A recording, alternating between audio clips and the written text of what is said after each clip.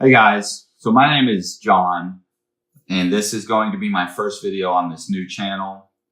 I'm not quite sure what I'm calling it yet. I'm thinking maybe something like an untrained preacher, something of that nature. So you guys probably don't know much about me.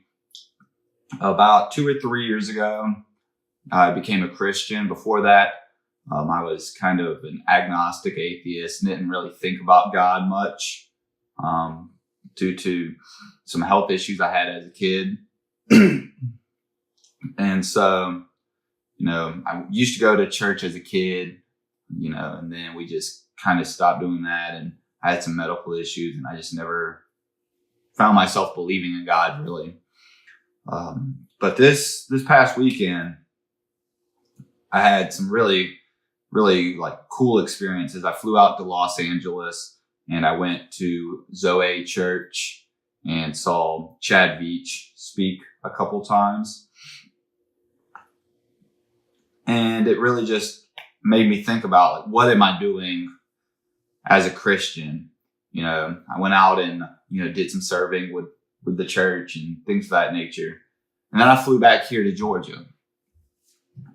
And I started thinking about how easy it is to become lazy in your faith and, not reach out and profess your Christianity and help others with your Christianity and things of that nature. And so I started thinking about doing this YouTube channel, kind of going over just things that, I feel like God's putting in my life and questions that I get asked as a Christian. And so you may hear some dogs barking. You may hear my dog walking. Right now my laptop's down, so I don't really have a great way of kind of controlling those things. But I just wanted to make a video tonight. And so I got my iPad here. I'm not a preacher, so take this with a grain of salt. If it makes sense to you, great. It's just something that's on my heart. So, one thing recently that I've been asked a lot, Milo, come up here, buddy. Come sit up here. So I've been asked since being a Christian, one of the biggest questions is, why does God let X happen? Very recently I was asked, why does God take away good people, but let the bad people in my life stay around? And honestly, I don't know. Okay. And this morning I was at work and I was just mulling it through my head. I was thinking, why? And the parable of the 5 loaves of bread and 2 fish came to mind for me. So that's Matthew 14, and I'm going to use 15 through 21. And I'm going to go ahead and read this. And when it was evening, his disciples came to him saying, "This is a desert place, and the time is now past. Send the multitude away, that they may go into the villages and buy themselves victuals." Now, victuals is essentially provisions, food.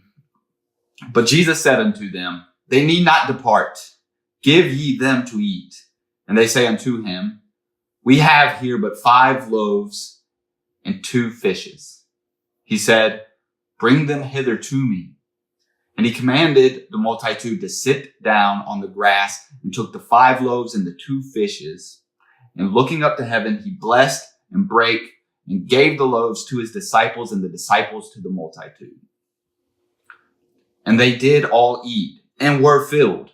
And they took up the fragments that remained, 12 baskets full.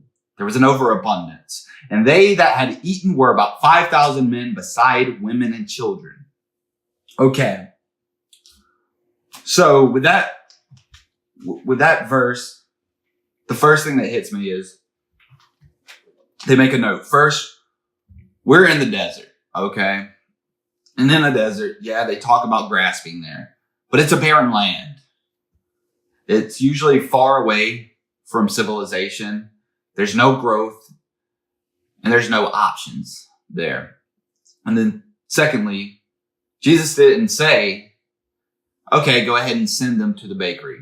He said, tell them to sit in this barren place where they see 5 loaves of bread and 2 fish, and I'm going to work my miracles. He said, just tell them to sit, and I'll make it happen. Okay? So 5 pieces of bread, 2 fish. That was insufficient. Now, I would say that you could call that bad for the purpose of what the bread is supposed to do, which is to be eaten and fill people. With the multitude that was there, that bread and those fish could not perform its purpose. So maybe you're seeing certain people in your life who you feel are insufficient to you. You feel they're not performing their purpose towards humanity. I'm not sure necessarily how you're seeing them. But these 5 loaves and these 2 fish, when focused on by God, found a purpose. Okay? It fed everyone around them. This bad bread, these bad fish, because they couldn't perform the purpose that the multitudes could have seen in them, that the disciples could see in them.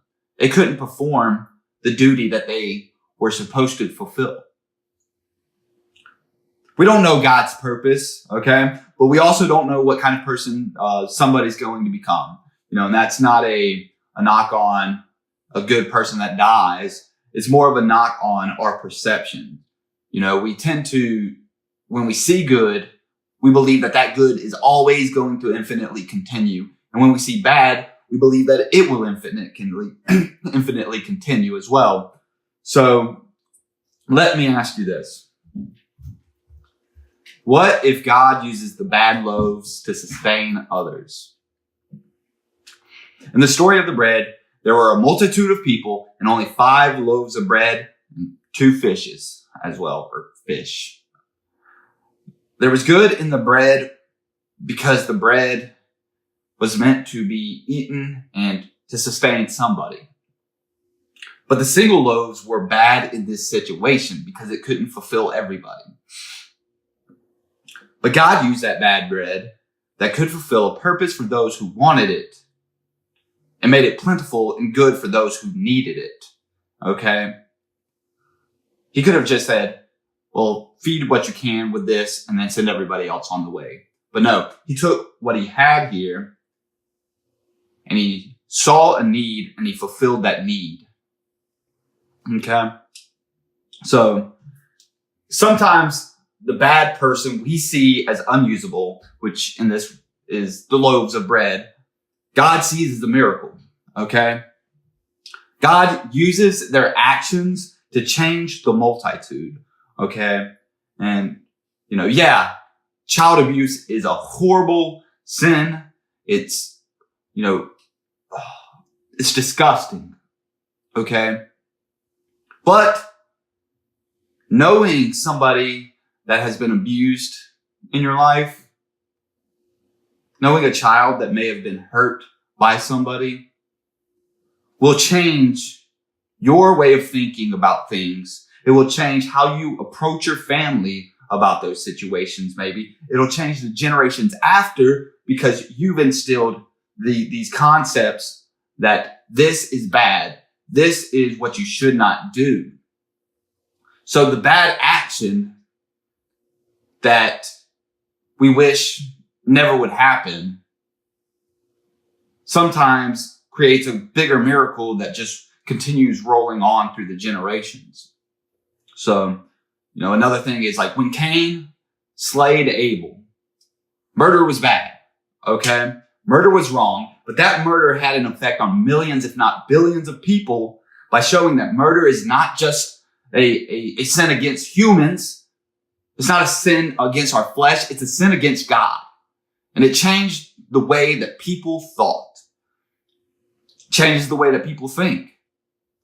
It's so big of a change that now in our world, in our civilization, in our culture, murder isn't an option for the majority. The multitude aren't going to go out and murder. Because God used Cain and Abel's one bad, the bad of Cain, the person that was insufficient for the purpose, used his sin to save the multitude. Okay, so remember, we may not know God's plans, but we know there is a plan. God commanded the multitude to sit down on the ground and be patient.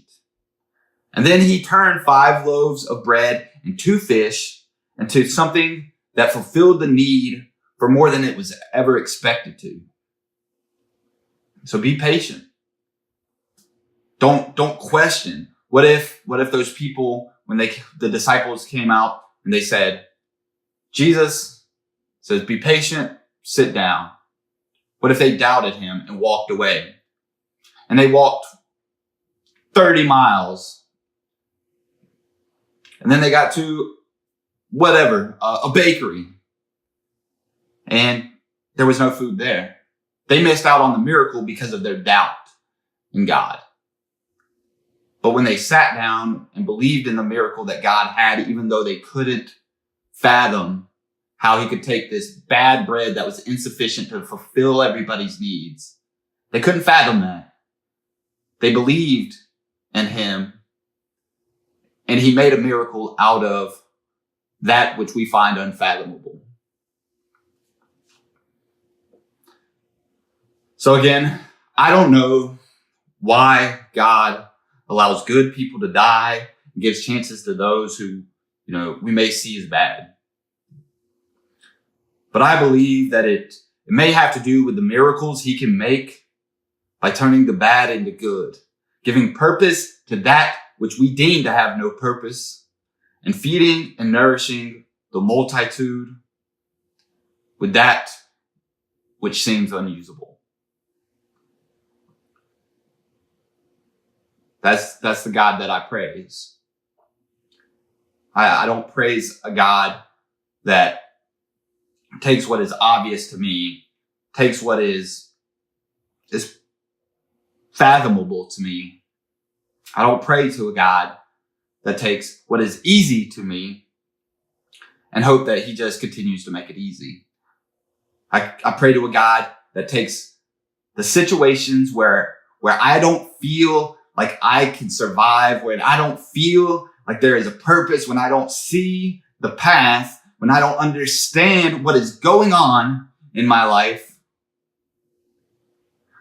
I pray to a God who has a plan that I know will take that unfathomable, painful situation and convert it into something that gives me purpose, that has a structured plan that is going to be so abundant that I will have extra to take home with me. Be that cash, be that, food, be that, soulful nourishment, be that prayer, be that whatever it is. I believe in a God that does not look at things as simple and easy and give me nourishment in those easy things. He takes what I find to be hard and unbearable and he nourishes me with that. So again, we don't know why God does what he does, but there's a plan.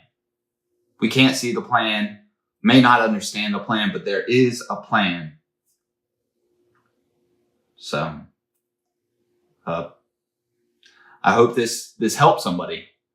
I'm not a preacher. I just want to talk about the things that I'm seeing. And I hope that God blesses you and the multitude around you. Have a good night.